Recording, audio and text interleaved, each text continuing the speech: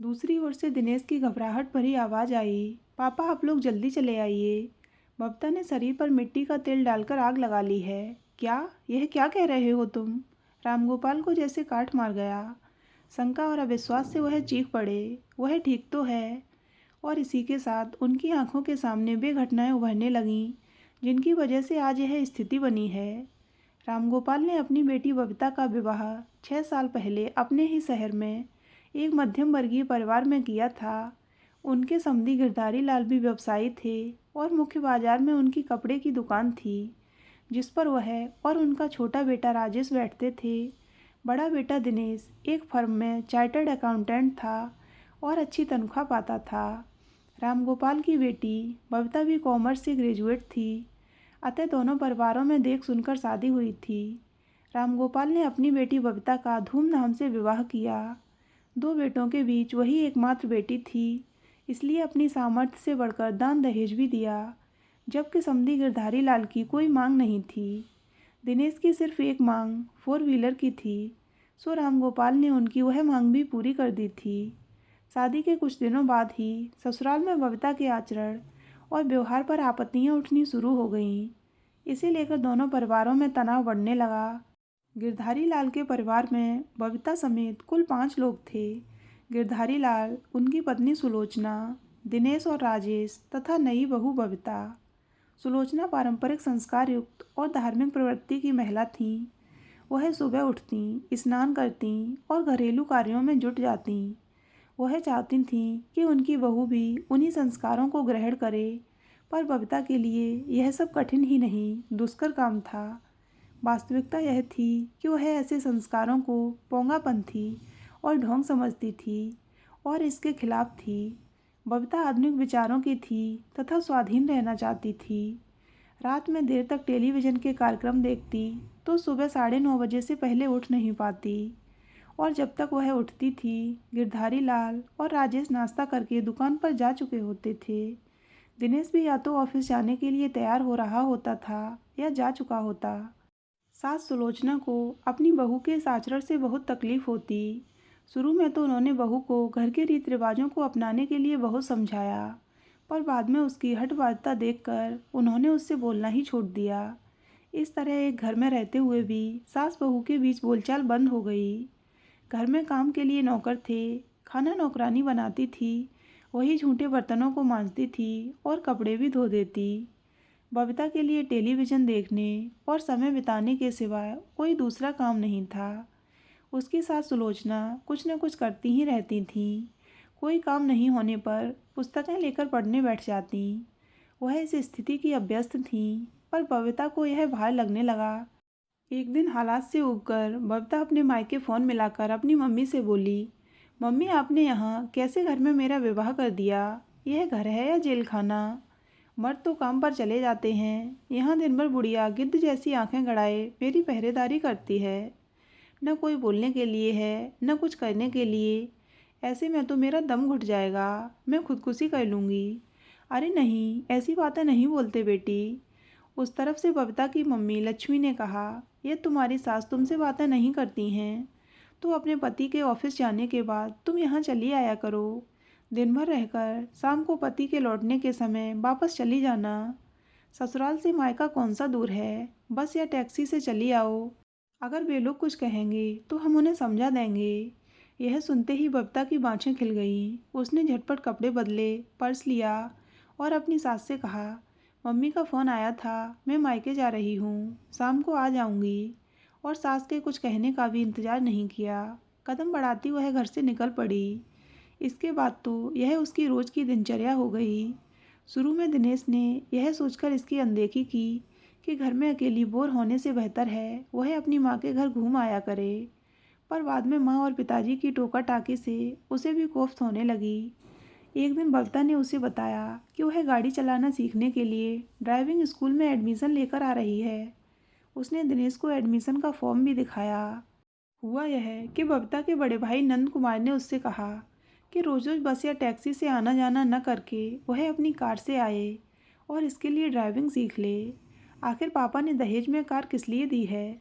बबीता को यह बात जच गई, पर दिनेश इस पर आग बबूला हो गया। अपनी नाराज़गी और गुस्से को वह रोक भी नहीं पाया और बोल पड़ा, तुम्हारे पापा ने कार मुझे दी है। हाँ, पर वह मेरी कार है, मेरे लिए पापा ने दी है। दिनेश बबीता का जवाब सुनकर दंग रह गया। उसने अपने गुस्से पर काबू करते हुए विवाद को तूल न देने के लिए समझौते का रुख अपनाते हुए कहा, ठीक है, पर ड्राइविंग सीखने की क्या ज़रूरत है? गाड़ी पर ड्राइवर तो है। मुझे किसी ड्राइवर की ज़रूरत नहीं।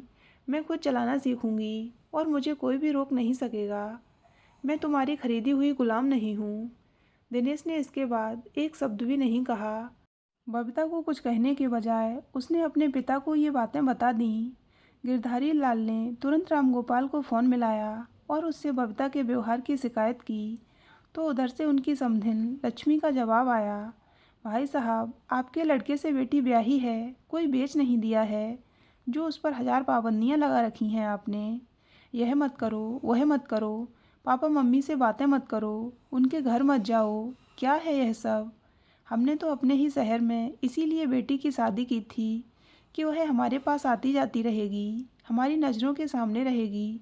पर समधिन जी, फ़ोन पर गिरधारी लाल ने जोर देकर अपनी बात कही, यदि आपकी बेटी बराबर आपके घर का ही रुख किए रहेगी तो वह अपना घर कब पहचानेगी? संसार का तो यही नियम है कि बेटी जब तक कुंवारी है अपने बाप की, विवाह के बाद वह ससुराल की हो जाती है। यह पुरानी पौगापंथी बातें हैं, मैं इसे नहीं मानती। रही बात बबीता की, तो वह जब चाहेगी यहाँ आ सकती है, और वह गाड़ी चलाना सीखना चाहती है तो ज़रूर सीखे। इससे तो आप लोगों के परिवार को ही फ़ायदा होगा। गिरधारी लाल ने इसके बाद फ़ोन रख दिया। उनके चेहरे पर चिंता की गहरी रेखा खिंच गई थी। परिवार वाले चिंतित थे कि इस स्थिति का परिणाम क्या होगा। दिनेश ने भी इस घटना के बाद चुप्पी साध ली थी। सास सुलोचना ने सबसे पहले बहू से बोलना बंद किया था। उसके बाद गिरधारी लाल भी बबीता से सामना होने से बचने का प्रयत्न करते।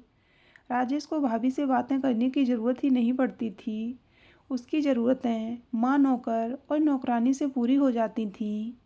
दिनेश और बबीता के बीच सिर्फ कभी कभार औपचारिक शब्दों का संबंध रह गया था। ऑफिस से छुट्टी के बाद वह ज़्यादा समय घर से बाहर ही गुजारता, देर रात में घर लौटता और खाना खाकर सो जाता। इस बीच बबीता ने गाड़ी चलाना सीख लिया था।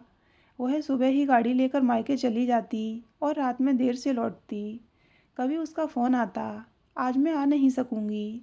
बाद में इस तरह का फ़ोन आना भी बंद हो गया। कानूनी और सामाजिक तौर पर बबीता गिरधारी लाल के परिवार की सदस्य होने के बावजूद जैसे उस परिवार की कोई नहीं रह गई थी। यह एहसास अंदर ही अंदर गिरधारी लाल और उनकी पत्नी सुलोचना को खाए जा रहा था कि उनके बेटे का दाम्पत्य जीवन बबीता के निरंकुश एवं दायित्वहीन आचरण तथा उसके ससुराल वालों की हठबाध्यता से नष्ट हो रहा है। आखिर एक दिन दिनेश ने दृढ़ स्वर में बबीता से कहा, हम दोनों विपरीत दिशाओं में चल रहे हैं, इससे बेहतर है तलाक लेकर अलग हो जाएं।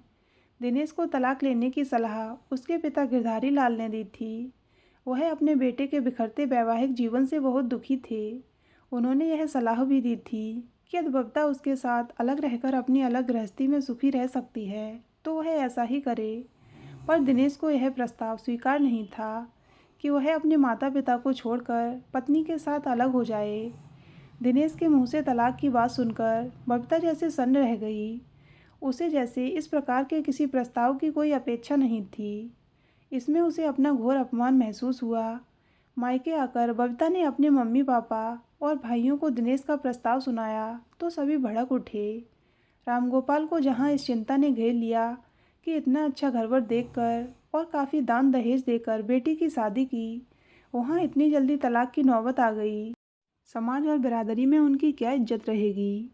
समाज और बिरादरी में उनकी क्या इज्जत रहेगी? पर लक्ष्मी काफ़ी उत्तेजित थीं। वह चीख चीख कर बार बार एक ही वाक्य बोल रही थीं, उनकी ऐसी हिम्मत, उन्हें इसका मज़ा चखाकर रहूँगी। उधर बबीता के भाइयों नंद कुमार और नवल कुमार तथा उनकी पत्नियों को दूसरी चिंता ने घेर लिया कि बबीता यदि उनके घर में आकर रहने लगी तो भविष्य में वह पापा मम्मी की संपत्ति में दावेदार हो जाएगी और उसे उसका हिस्सा भी देना पड़ेगा। इसलिए दोनों भाइयों ने आपस में सलाह कर बबीता से कहा कि दिनेश ने तलाक की बात कही है तो तुम उसे तलाक के लिए आवेदन करने दो, अपनी तरफ से बिल्कुल आवेदन मत करना। भैया मेरा भी उस घर में दम घुट रहा है। बबीता बोली, मैं खुद तलाक लेना चाहती हूँ और अपनी मर्जी का जीवन जीना चाहती हूँ। इस अपमान के बाद तो मैं हरगिज वहाँ नहीं रह सकती। नंद कुमार ने कठोर स्वर में कहा, ऐसी गलती कभी मत करना बबीता। तुम खुद तलाक लेने जाओगी तो ससुराल से तुम्हें कुछ भी नहीं मिलेगा। दिनेश तलाक लेना चाहेगा तो उसे तुम्हें गुजारा भत्ता देना पड़ेगा। गुजारा भत्ता की मुझे ज़रूरत नहीं, बबीता बोली। मैं पढ़ी लिखी हूँ, कोई नौकरी ढूंढ लूँगी और अपना खर्च चला लूँगी, पर दोबारा उस घर में वापस नहीं जाऊँगी। नहीं, ऐसा नहीं हो सकता। अभी तुम्हें वहीं जाना होगा और वहीं रहना भी होगा, इस बार नवल कुमार ने कहा। बबीता ने आश्चर्य से छोटे भाई की ओर देखा, फिर बारी बारी से मम्मी पापा व भाभीियों की ओर देखकर अपने स्वर में दृढ़ता लाते हुए वह बोली, दिनेश ने तलाक की बात कहकर मेरा अपमान किया है। इस अपमान के बाद मैं उस घर में किसी कीमत पर वापस नहीं जाऊंगी। समझाने के अंदाज में पर कठोर स्वर में नंद कुमार ने कहा, तुम अभी वहीं उसी घर में रहोगी जब तक कि तुम्हारे तलाक का फैसला नहीं हो जाता। तुम डरती क्यों हो? सभी तुम्हारे साथ हैं। शादी के बाद से कानूनन वही तुम्हारा घर है। मैं देखता हूँ तुम्हें वहाँ से कौन निकालता है। बड़े भैया की बातों में छिपी धमकी से आहत बबीता ने अपनी मम्मी की ओर इस उम्मीद से देखा कि वही उसकी मदद करें। मम्मी ने बेटी की आंखों में व्याप्त करुणा और दया की याचना को महसूस करते हुए नंदकुमार से कहा, बबीता यहीं रहे तो क्या हर्ज है? हर्ज है मम्मी। इस बार दोनों भाइयों के साथ उनकी पत्नियां भी बोलीं। ब्याही हुई बेटी का घर ससुराल ही होता है, मायका नहीं। बबीता को अपने पति या ससुराल वालों से कोई हक हासिल करना है तो वहीं रहकर यह काम करे। मायके में रहकर हम लोगों की मुसीबत न बने। माँ ने सिर नीचे कर लिया तो बबीता ने अपने पापा की ओर देखा। बेटी को अपनी ओर प्रश्नवाचक निगाहों से देखकर उन्हें मुंह खोलना ही पड़ा। उन्होंने कहा, तुम्हारे भाई लोग ठीक ही कह रहे हैं बबीता।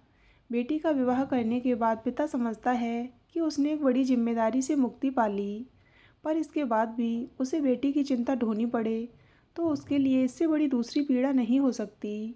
बबीता पढ़ी लिखी थी, उसमें स्वाभिमान था तो अहंकार भी था। उसने अपने भाइयों और मम्मी पापा की बातों का अर्थ समझ लिया था। इसके पश्चात उसने किसी से कुछ नहीं कहा। वह उठी और चली गई। उसको जाते हुए किसी ने नहीं रोका। अचानक फ़ोन की घंटी फिर बजने लगी तो रामगोपाल जी चौंके और लपक कर फ़ोन उठा लिया। दिनेश की घबराहट भरी आवाज़ थी, पापा आप लोग जल्दी आ जाइए ना। बबीता ने अपने शरीर पर मिट्टी का तेल डालकर आग लगा ली है। रामगोपाल का सिर घूमने लगा। उन्हें कुछ भी समझ नहीं आ रहा था। फिर भी उन्होंने फ़ोन पर पूछा, कैसे हुआ यह सब? अभी तो कुछ समय पहले ही वह यहाँ से गई है। मुझे नहीं मालूम, दिनेश की आवाज़ आई। वह हमेशा की तरह आपके घर से लौटकर अपने कमरे में चली गई थी और उसने भीतर से दरवाज़ा बंद कर लिया था। अंदर से धुआं निकलता देखकर हमें संदेह हुआ। दरवाज़ा तोड़कर हम अंदर घुसे तो देखा वह जल रही थी। क्या वहाँ कुछ हुआ था? इस सवाल का जवाब न देकर रामगोपाल ने सिर्फ इतना कहा, हम लोग तुरंत आ रहे हैं। लक्ष्मी ने बिस्तर पर लेटे लेटे ही पूछा, किसका फ़ोन था? दिनेश का। रामगोपाल ने घबराहट भरे स्वर में कहा, बबीता ने आग लगा ली है। इतना सुनते ही लक्ष्मी की चीख निकल गई। मम्मी की चीख सुनकर नंदकुमार और नवल कुमार भी वहीं पहुंच गए। नंदकुमार ने पूछा, क्या हुआ है? रामगोपाल ने जवाब दिया, बबीता ने यहाँ से लौटने के बाद शरीर पर मिट्टी का तेल उड़ेल कर आग लगा ली है। दिनेश का फ़ोन आया था। इतना कहकर रामगोपाल अपना सिर थामकर बैठ गए।